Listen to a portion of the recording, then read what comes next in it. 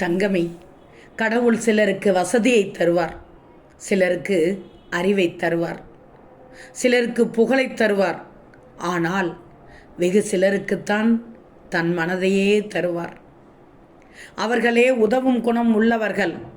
அவர்களே நம்மோடு வாழும் கடவுள். வாழ்க்கையில் எதை இழந்தாலும் அதற்கு தகுதியான வேறொன்றை கடவுள் தருவார். அதற்கான பிரார்த்தனையை நம்பிக்கையோடு தொடங்கணும். கடவுளின் கருணைக்கு எல்லையே இல்லை. கடவுளை நம்புபவர்களின் வாழ்வில் முடிவில்லாத அற்புதங்கள் ஒவ்வொரு கணமும் நிறைந்துள்ளது, தெரிஞ்சிக்கோ.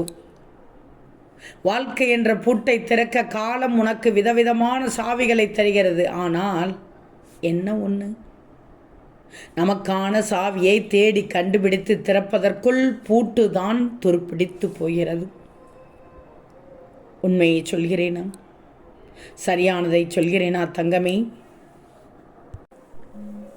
பால் மட்டும் சுத்தமாக இருந்தால் போதாது, பாத்திரமும் சுத்தமாக இருக்க வேண்டும். அதுபோல் நீ மட்டும் நல்லவராக இருந்தால் போதாது, உன் சேர்க்கையும் சரியாக இருக்க வேண்டும். வாழ்க்கையில் முடிந்து போன கசப்பான கடந்த காலத்தை வைத்து முடிவு செய்து விடாதே, வேண்டாம். எதிர்பாராத மாற்றங்கள் உனக்கு எப்போதும் நிகழலாம். உனது கௌரவம், மகிழ்ச்சி, மதிப்பு, மானம், மரியாதை, வாழ்க்கை அனைத்தும் உனது நாக்கின் நுனியில்தான் உள்ளது. நீ உன்னை காக்க வேண்டுமென்றால் எப்போதும் நான் காக்க வேண்டும்.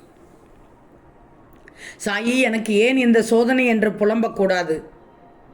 மரத்திற்கு இலையுதிர் காலத்தை வைத்தவன் வசந்த காலத்தையும் வைத்திருக்கிறான்.